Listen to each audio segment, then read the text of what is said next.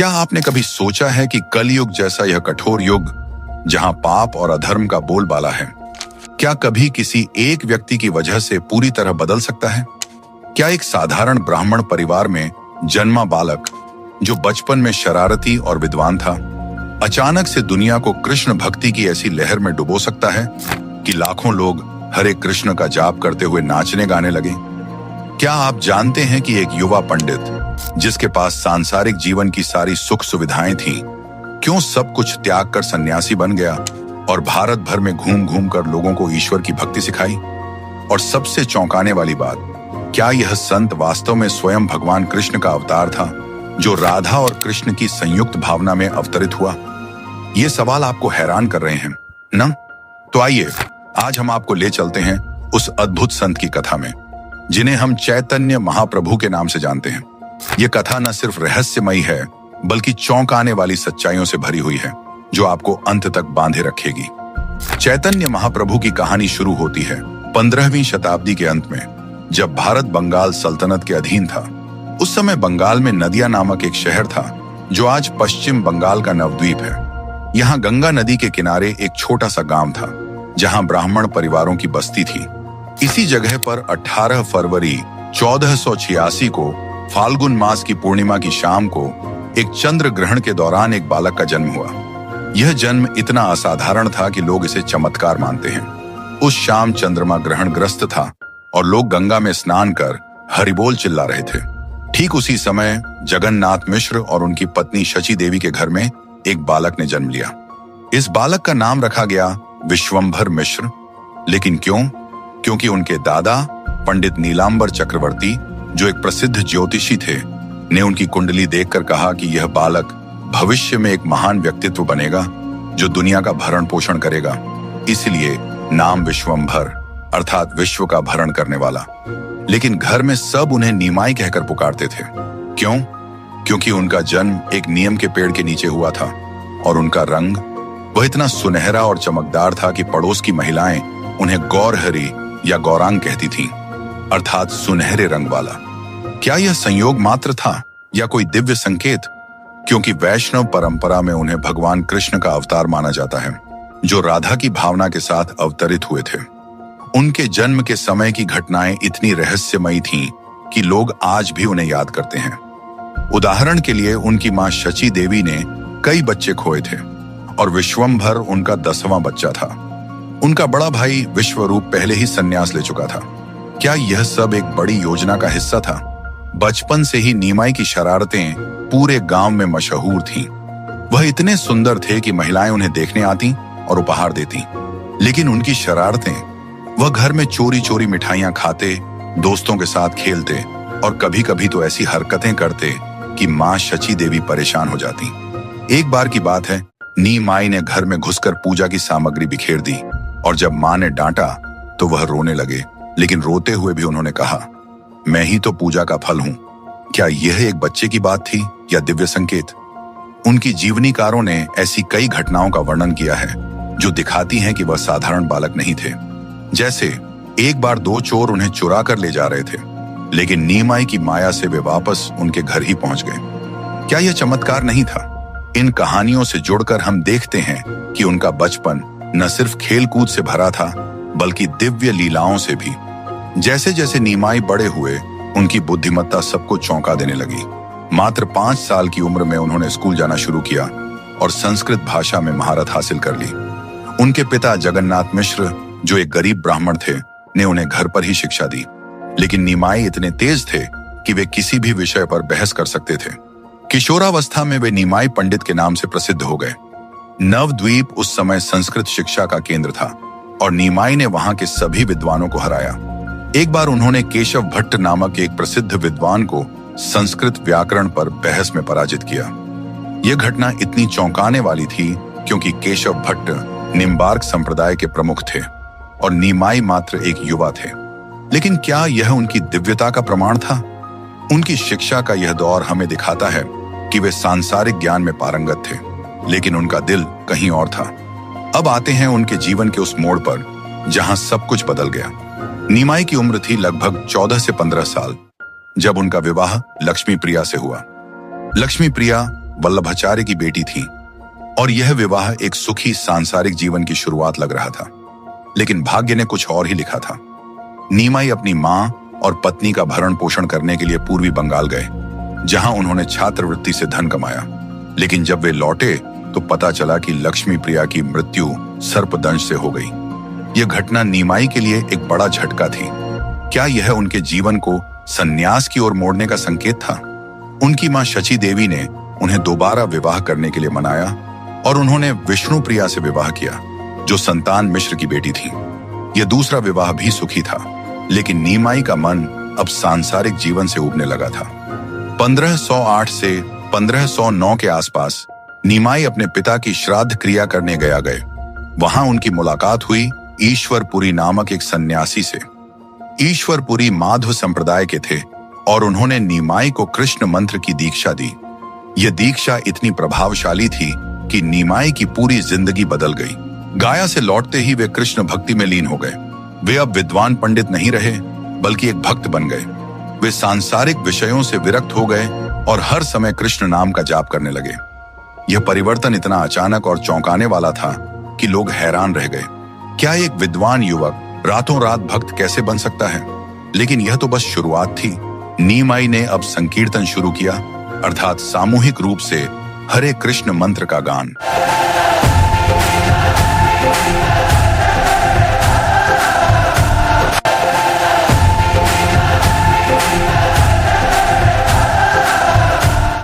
उन्होंने अपने घर के पास श्रीवास के आंगन में रात रात भर कीर्तन किए, जहां उनके साथी जैसे नित्यानंद, अद्वैताचार्य और अन्य शामिल होते थे।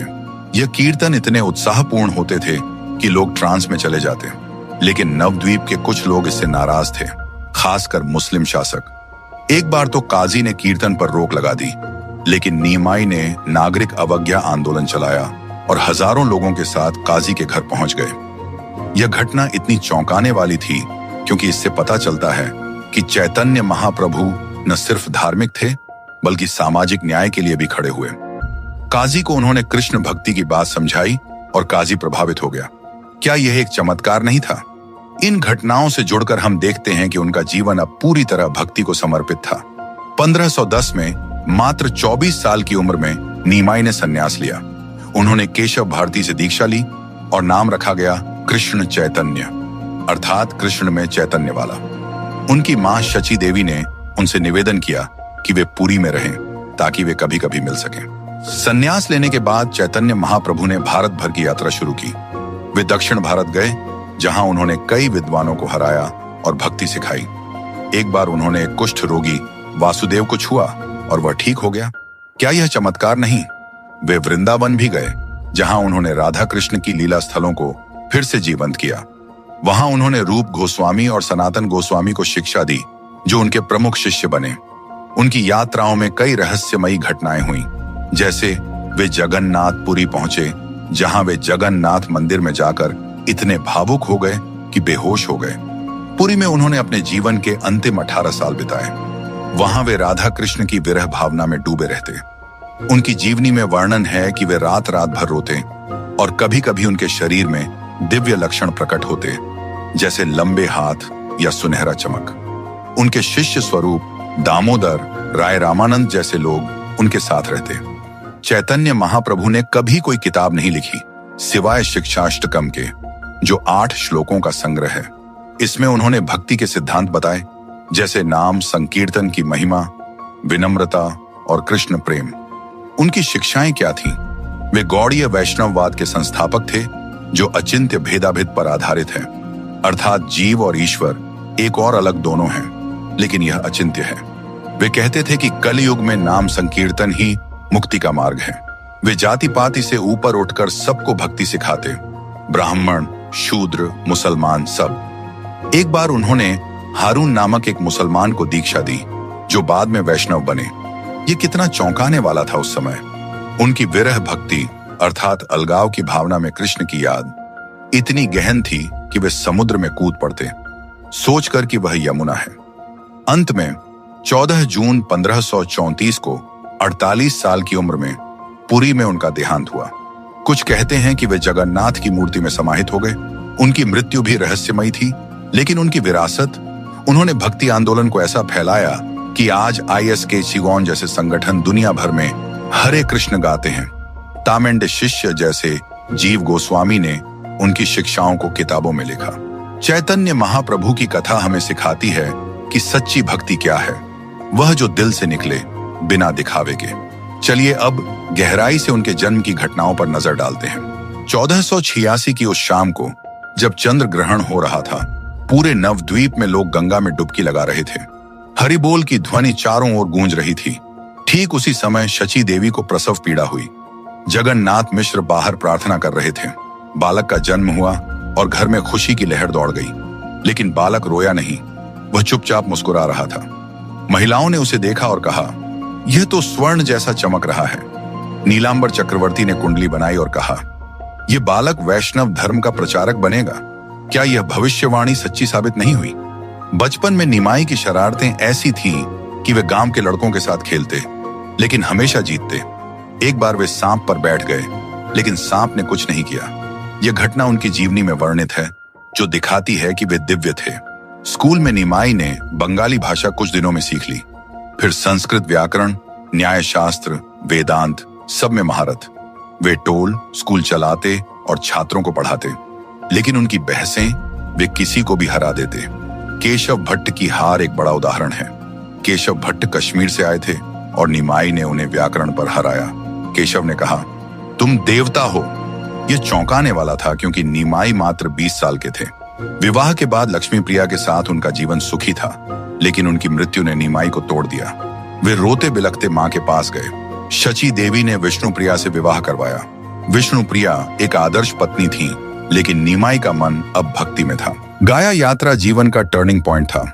वहां ईश्वरपुरी से मिलकर उन्होंने कृष्ण मंत्र लिया। लौटते ही वे कीर्तन करने लगे। उनके साथ नित्यानंद आए, जो उनके प्रमुख सहयोगी बने। नित्यानंद एक अवधूत थे, जो भक्ति में पागल थे। साथ में उन्होंने नवद्वीप में भक्ति लहर चलाई। काजी की घटना, काजी ने कीर्तन बंद करवाया, लेकिन चैतन्य ने हजारों लोगों के साथ प्रदर्शन किया। काजी प्रभावित हुए और कहा, मैं कभी कीर्तन नहीं रोकूंगा। यह सामाजिक क्रांति थी। संन्यास के बाद चैतन्य महाप्रभु दक्षिण भारत गए। वहां उन्होंने सार्वभौम भट्टाचार्य को हराया, जो अद्वैत वेदांत के विद्वान थे। सार्वभौम उनके शिष्य बने। फिर वृंदावन, जहां वे मथुरा, वृंदावन की लीला स्थलों पर रोते बिलखते। उन्होंने खोए हुए स्थानों को ढूंढा, जैसे राधा कुंड। रूप और सनातन गोस्वामी को उन्होंने भगवत सिद्धांत सिखाया। पुरी में उनके अंतिम साल भावुक थे। वे राधा की भावना में डूबे रहते। एक बार वे समुद्र में कूद पड़े और मछुआरों ने उन्हें बचाया। उनके शरीर में चमत्कार, हाथ लंबे हो जाते, आंखें लाल। शिक्षाष्टकम उनकी एकमात्र रचना है। पहला श्लोक, चेतो दर्पण मार्जनम। नाम संकीर्तन मन को साफ करता है। वे कहते थे, भक्ति में विनम्रता जरूरी है। उनकी विरासत गौड़ीय वैष्णववाद, जो आज दुनिया भर में फैला है। भक्ति विनोद ठाकुर, भक्ति सिद्धांत सरस्वती ने इसे आगे बढ़ाया। चैतन्य महाप्रभु की कथा हमें सिखाती है कि सच्चा परिवर्तन दिल से आता है। जय राधे जय कृष्णा, जय वृंदावन, श्री गोविंद गोपीनाथ, मदन मोहना। श्याम कुंड राधा कुंड, गिरि गोवर्धन, पानी से बाहर आ जाइए, गंगा में मगरमच्छ है।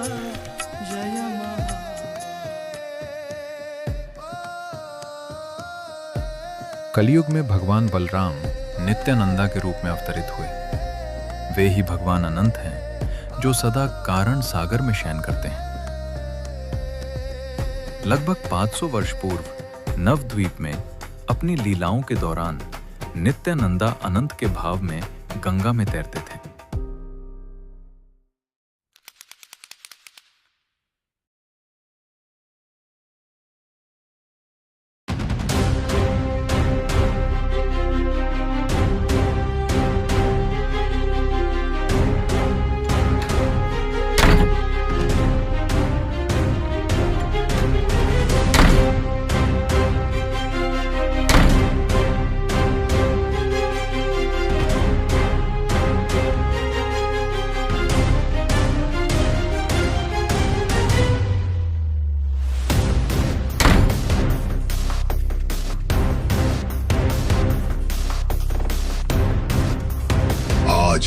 अंत समय आ गया है। मुझे छोड़ दीजिए, मुझे छोड़ दीजिए।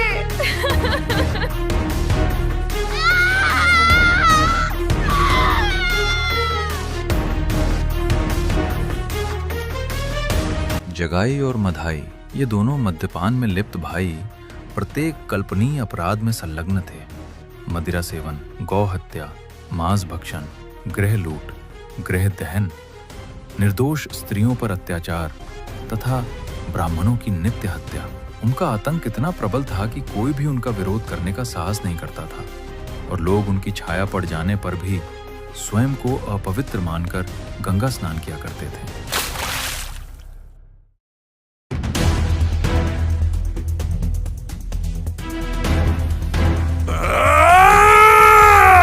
मैं तुझे नहीं छोड़ूंगा।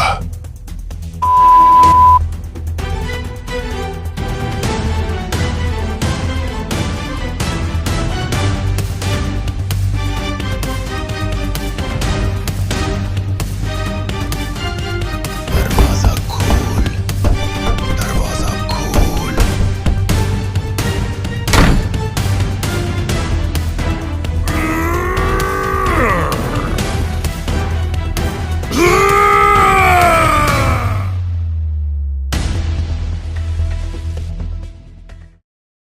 ये कितना भयानक सपना था। अरे सचमुच दरवाजे पर कोई है? इतनी सुबह भला कौन आ सकता है? तुम कौन हो और मेरे घर क्यों आए हो? मैं नित्यानंदा हूँ। मैं आपसे प्रार्थना करने आया हूँ कि आप कृष्ण के नाम का जप करें, कृष्ण की महिमा का गान करें और सदा कृष्ण की आराधना में लगे रहें। ठीक है, मैं कृष्ण के नाम का जप करूंगा। इन वचनों को कहकर तुमने मुझे खरीद लिया है। बहुत बहुत धन्यवाद। भज गौरांगा कहो गौरंगा, लह गौरांगेरा नाम रे। जेई जना गौरंगा भाजे, से ही हो हमारा प्राण रे। गौरांगा बुलिया दुबाहु दुलिया, नचिया नचिया बेराओ रे। गौरंग भजले, गौरंग जपिले होए दुखेर अब सान रे। मैं कृष्ण का नाम नहीं जपूंगा। उन्होंने मेरे जीवन से सब कुछ छीन लिया है। आप ये क्या कर रहे हैं? गौरंग भजले, गौरंग जपिले होए दुखेर अब सान रे।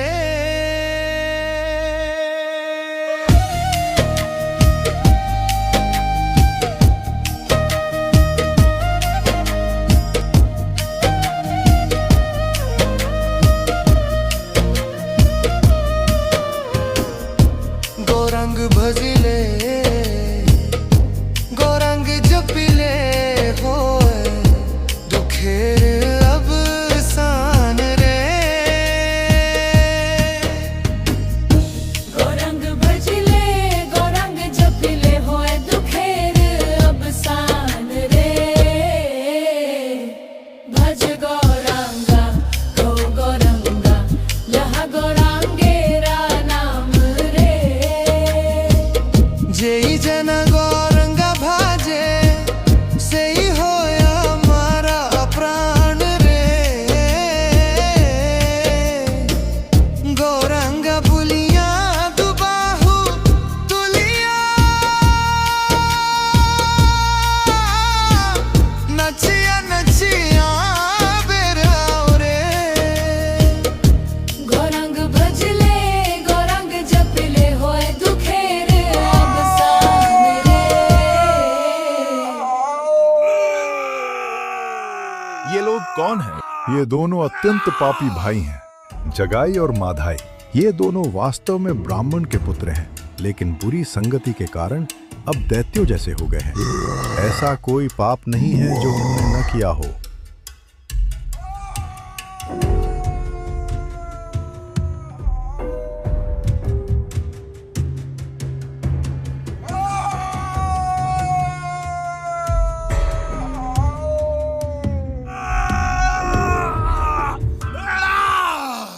हरिदास, यदि ये दोनों दैत्य स्वभाव वाले व्यक्ति हरिनाम संकीर्तन को अपना लें तो हमारे प्रभु तो सबसे अधिक पापियों का उद्धार करने के लिए अवतरित हुए हैं। यदि इन दोनों का उद्धार हो जाए तो हमारे प्रभु श्री चैतन्य महाप्रभु की महिमा समस्त ब्रह्मांड में फैल जाएगी।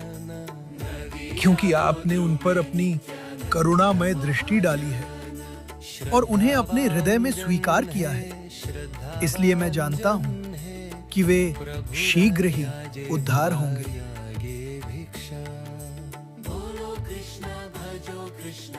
तो चलो हरिदास और उन्हें हमारे प्रभु का संदेश देते हैं। उनके पास कभी मत जाना, वे तुम्हें मार डालेंगे। बहुत ही खतरनाक हैं। कोई भी उनके पास नहीं जाता।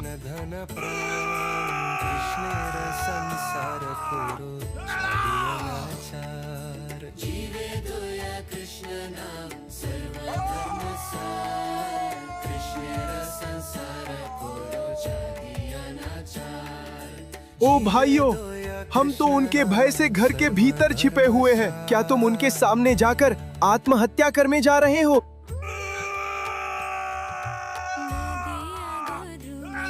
ओ भाइयों, कृपया अपना पापमय जीवन त्याग दो। कृष्ण के नाम का जप करो, कृष्ण की उपासना करो। कृष्ण ही तुम्हारी माता है, कृष्ण ही तुम्हारे पिता है और वही तुम्हारे जीवन और प्राण है। जगाई, चलो इन्हें पकड़ ले और मार डाले।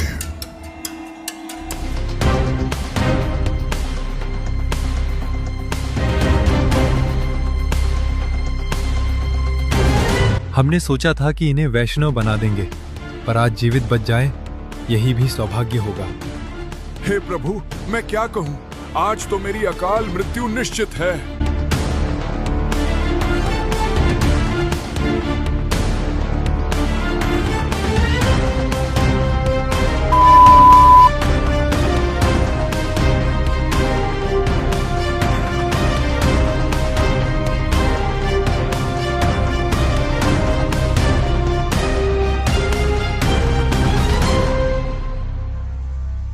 जब उन्हें यह आभास हुआ कि जगाई और मधाई उनसे बहुत पीछे छूट गए हैं, तो दोनों के मन को शांति मिली।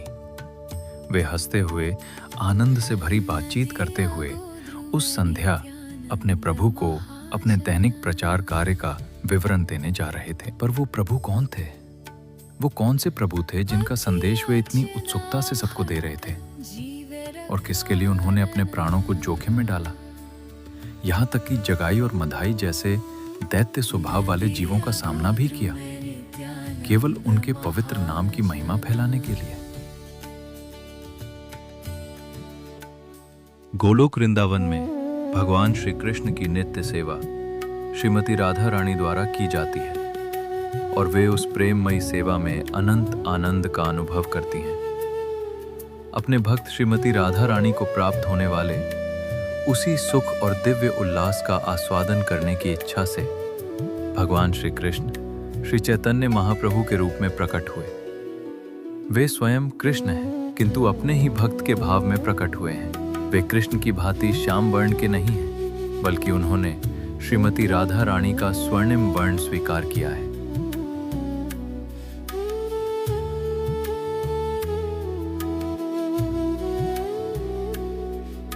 ओ नित्यानंदा, ओ हरिदास, मैं आप दोनों की प्रतीक्षा कर रहा था। हे प्रभु, आपके आदेशानुसार हम हमेशा की तरह घर घर गए और लोगों से कृष्ण के नाम का जप करने तथा उनकी उपासना करने का आग्रह किया। मैं अत्यंत प्रसन्न हूँ। प्रभु, हमने 2 मद्यपान में लिप्त व्यक्तियों को भी आपका संदेश देने का प्रयास किया, पर वे हमें मार डालने के लिए दौड़ पड़े। आपकी कृपा से ही हम उनके हाथों से बच पाए। वे दोनों कौन हैं? उनके नाम क्या है? हे प्रभु, वे जगाई और माधाई हैं। उनका जन्म ब्राह्मण कुल में हुआ था, किंतु बुरी संगति के कारण अब वे अत्यंत पापी हो गए हैं। ये दोनों मद्यपान में डूबे हुए भाई हैं, जिन्होंने हर प्रकार का कल्पनीय अपराध किया है। मदिरा सेवन, गौ हत्या, मांस भक्षण, घरों की लूट और दहन, निर्दोष स्त्रियों पर अत्याचार तथा यहाँ तक कि ब्राह्मणों की नित्य हत्या भी। मैं उन्हें टुकड़े टुकड़े कर दूंगा। हे प्रभु, कृपया इन्हें दंड न दें। इस कलयुग में प्रायः सभी लोग किसी न किसी रूप में जगाई और माधाई जैसे ही हैं। इस अवतार में हम पतित जीवों का उद्धार प्रेम भक्ति प्रदान करके करने आए हैं, न कि उनका वध करने। मेरी विनम्र प्रार्थना है कि कृपया इन्हें मेरे अधीन सौंप दें। क्योंकि आपने उन पर अपनी कृपा की है, वे शीघ्र ही उद्धार होंगे।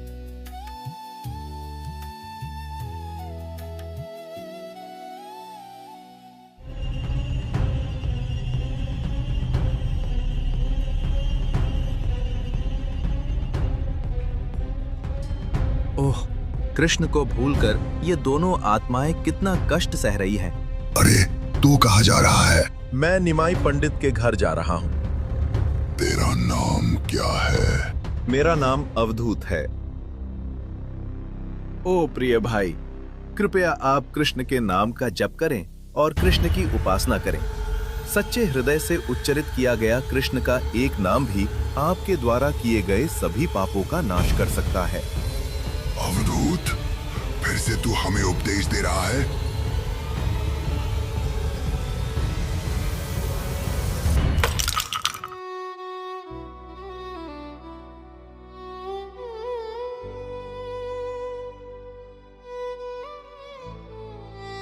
ओ माधाई, कृष्ण भावना के बिना जीवन बिताकर आपने अपने लिए जो कष्ट उत्पन्न किए हैं, वो मुझे आपके द्वारा मुझ पर किए गए प्रहार से भी अधिक कष्ट देती है।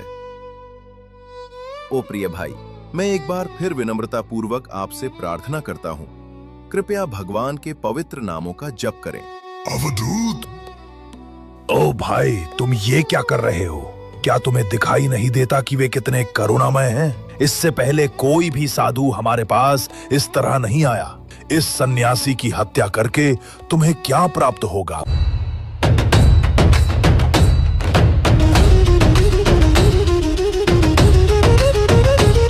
तुम्हें साहस कैसे हुआ मेरे प्रिय नित्यानंद को चोट पहुंचाने का? चक्र! चक्र!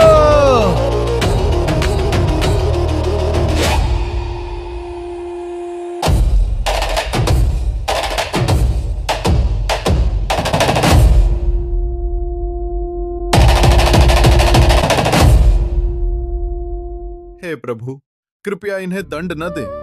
मुझे कोई पीड़ा नहीं हुई है और न ही मुझे इनसे कोई दुख है। कृपया इन्हें क्षमा करें और अपनी कृपा प्रदान करें। और प्रभु, मैं ये भी कहना चाहता हूँ कि जब माधाई मुझे फिर से प्रहार करने ही वाला था, तब जगाई ने उसे रोक लिया और मेरे प्राणों की रक्षा की।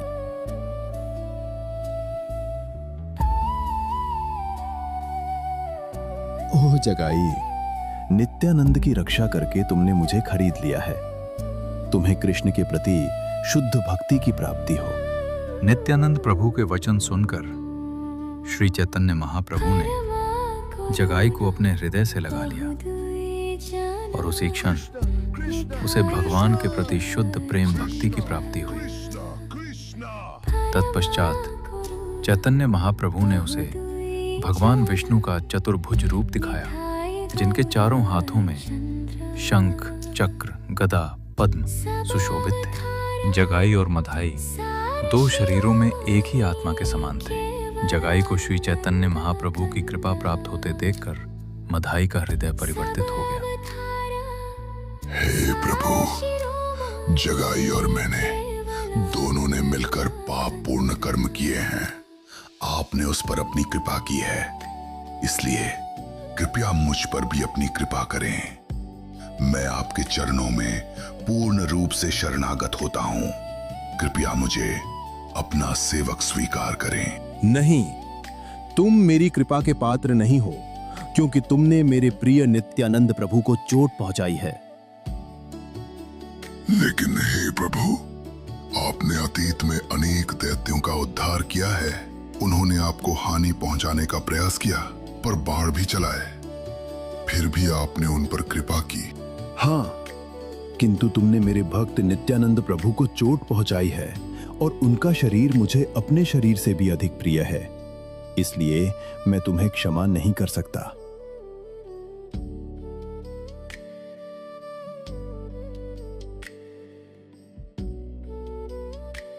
तुम्हारी एकमात्र आशा यही है कि नित्यानंद प्रभु तुम्हें क्षमा करें। उनके चरणों की शरण लो।